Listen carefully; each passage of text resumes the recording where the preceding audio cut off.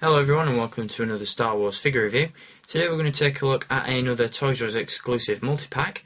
This time around it's the counterpart to the Republic Commando Delta Squad pack that I gave you a look at not so long ago. And this time around it is of course this one, the Force Unleashed multi-pack. This particular pack focuses on the Sith and Imperial Troopers, as you can see from the name tag on the front of the box. And as you can see from that awesome piece of artwork on the front of the packaging, those are the figures that are included. So I'll give you a rundown of the packaging before we get into the figures. Obviously in the back there you'll see, very similar to the Delta Squad pack, that a piece of video game concept art or some sort of visual has been used as a backdrop for the figures, which looks very cool. And once again you can simply just open up the packaging and use that as a backdrop for your figures. On the back of the box you do have a still image of the Force Unleashed logo. A lot of confusion as to which game this was from, whether it was from the second game or the first. I've heard a lot of people refer to this pack as the Force Unleashed 2 multi-pack, but it's actually from the first game, as the logo denotes. In this pack, as you've seen from the artwork on the front, you do indeed have Starkiller, Darth Phobos, or Darth Phobos, not entirely sure how that's pronounced, an Imperial Navy Commando, an Imperial Evo Trooper, and an Imperial Navy Commando Officer. Now, all of these are brand new figures, aside from the Evo Trooper, which we've seen time and time again, and quite frankly I'm getting a little bit bored of seeing. But the Navy Commando and the Navy Commando Officer are brand new, and of course Darth Phobos is marks her first appearance in the action figure line, and of course Starkiller is a brand new figure as well, as he is in a different set of attire. So there is the packaging for the Force Unleashed multi-pack. Once again, give you another look at that awesome piece of artwork. So there you have Darth Phobos, Starkiller, the Imperial Navy Commando, the Officer, and the Evo Trooper. Now on to the figures. I'll give you a look at the Navy Commando and the Navy Commando Officer first. Each of these figures are the same, aside from a few minor sculpting differences. Obviously, as you'll see, the Navy Commando Officer is indeed wearing a command pauldron, whereas the standard trooper isn't. And also, if you look on the belt of the figure, just pose the hands differently to show you, the standard trooper has a white ammo pouch on his belt, whereas the officer has a much larger black ammo pouch on his belt. So they're the only real sculpting differences. And of course you'll see from the helmets that the officer has a rangefinder on the side, whereas the standard trooper once again does not. Other than that, they're the same figure. They both have the same articulation and the same weapons. Each figure does indeed come with a DC-15S carbine pistol, which I'm not entirely sure why the figure comes with that, as this is a clone pistol and these troopers are obviously Imperials, but I'm assuming that it's some sort of crossover between the clone and the Imperial armies. So there are the two troopers. Each one has a holster on his leg to support the blaster, and you also see that thermal detonators and ammo pouches completely engulf these figures, and they both have very similar backpacks to the Imperial Sandtroopers.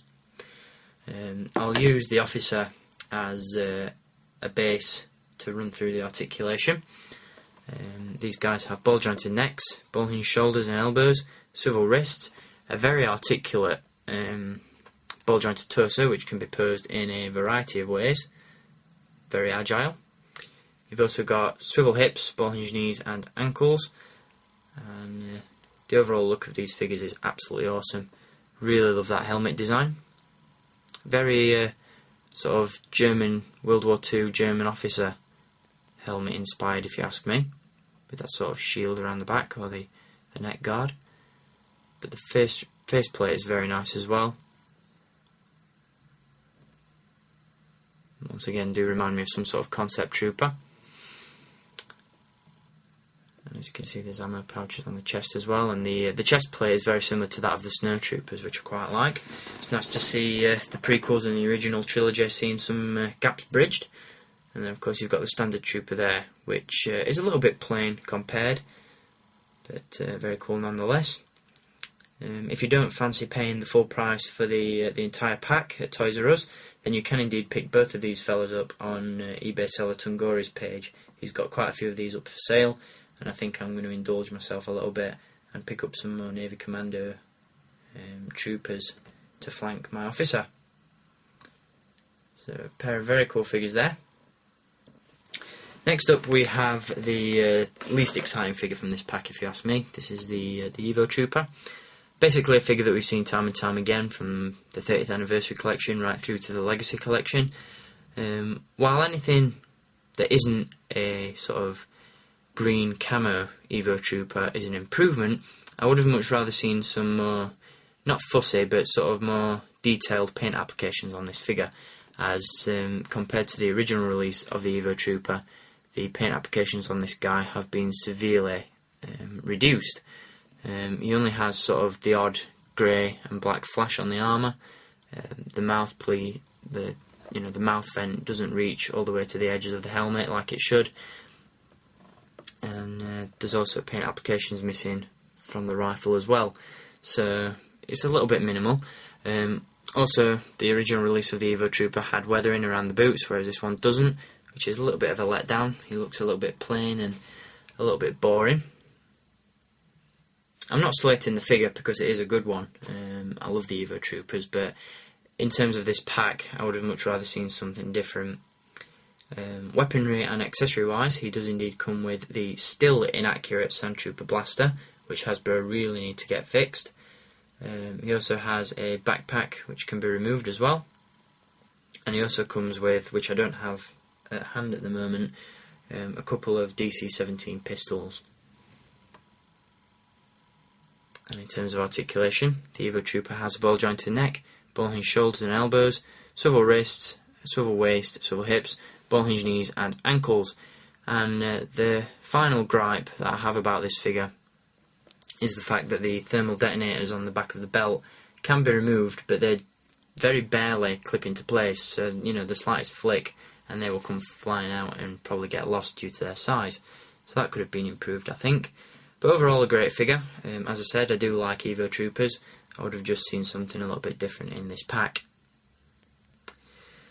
Next up we have, personally, in my opinion anyway, the best figure from this set, and that's this guy, or this woman, Darth Phobos, Darth Phobos, not entirely sure how it's pronounced. Bit of trivia for you, she is the same species as the dancer that we see in Jabba's palace during Return of the Jedi, whose name is Ristel or Rystel. As you can see, she's got the horns poking out the side of her head, and she's got the very vibrant hair and the very hoof-like feet.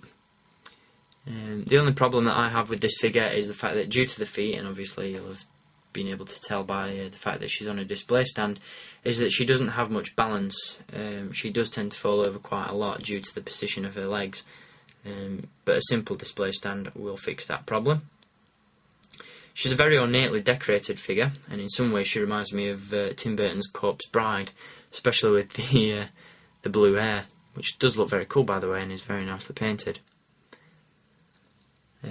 She also has sort of blue feline tattoos all over her face and body, so she's a very creepy looking character. And from memory, I believe that Darth Phobos' purpose in the game is she is one of the many forms taken by Starkiller's sort of accompany droid or accomplice droid, Proxy. And while Starkiller is on a mission to the Jedi Temple, Proxy takes the form of Darth Phobos, and she acts as sort of a trial that Starkiller must pass to prove his worth in the game. I think that's the story behind this character. Not entirely sure. Don't crucify me if I'm wrong, I haven't played the game in years, but that's what I remember about her anyway. She's a little bit light on the accessories side of things. She only comes with a standard double-bladed lightsaber, which is still a nice accessory nonetheless, and as you can see, The amount of detail and weathering on the hilt is superb, and you've of course got that vibrant Sith red blade. And then, as I said, she's got some very ornate decorations and paint applications all over the body and on the face, and so on and so forth. In terms of articulation, she's reasonable, although she could be better. She has a ball jointed neck, ball hinged shoulders and elbows, swivel forearms, a swivel waist, swivel hips, ball hinged knees, and unfortunately no articulation in the ankles, which is sort of a contributing factor to the reason that she can't stand up without the aid of a stand. But a very cool figure. This is probably my favourite of the pack. One of the main reasons I bought this set, really.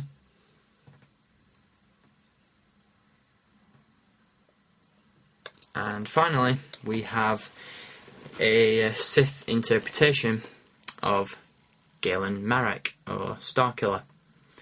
Now, I believe, I'm not entirely sure of the origin of this figure, but I think this is based on some sort of what if, alternate ending to the game. Say Starkiller defeated Darth Vader and Emperor Palpatine and became the galaxy's most dominant Sith Lord. Not entirely sure really, because as I said, I haven't played the game in years, and I don't even think I completed the first one, but I'm assuming that's what this figure is based on, or maybe it's from a graphic novel, I don't really know, but a cool figure nonetheless, and probably my second favourite pick from this set. The main thing, and probably the most noticeable from the close-ups I'm giving you, about this figure is the fact that the lightsaber he comes with is a completely new sculpt, and it's actually the lightsaber that was released a few years back as a role-playing, full-size lightsaber with the colour-changing blade. So to see that in a very nicely sculpted 3 3/4 inch scale is very, very cool. As you can see, you've got those sort of fangs around the blade. Strangely enough, it does have a peg in the hilt, and the figure has a hole in his belt, although the lightsaber blade can't be removed, and well, yeah, the blade can't be removed really, so it's a little bit pointless having the attachment there, but oh well. You also see, of course, that Starkiller is indeed wearing this very dark cape, or cloak, which is a one-piece sculpted piece of plastic, and can be simply lifted over the figure's head to reveal the figure underneath.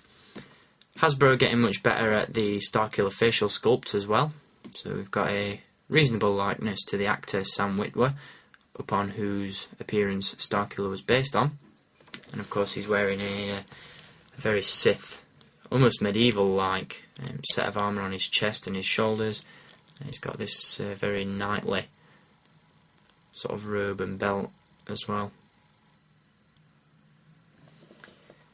I think you'll agree that this figure does indeed look much better with the cape or the cloak on. Unfortunately, the hood can't be moved down, but I think it looks pretty cool like this regardless. And in terms of articulation, Starkiller has a ball jointed neck, ball hinged shoulders and elbows, swivel forearms, actually no, swivel wrists, my apologies, a swivel waist, swivel hips, ball hinged knees and ankles. Key attraction for me for this figure is the lightsaber. Absolutely love that design, and overall a great figure. So as a quick reminder of the figures that come in this set, I'll just give you one last look at them all. Obviously we have the Navy Commandos and the Navy Commando Officer.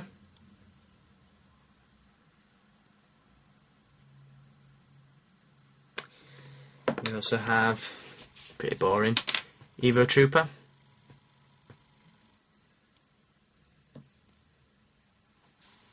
And then of course we do have the 2 Sith Lords, Starkiller and Darth Phobos.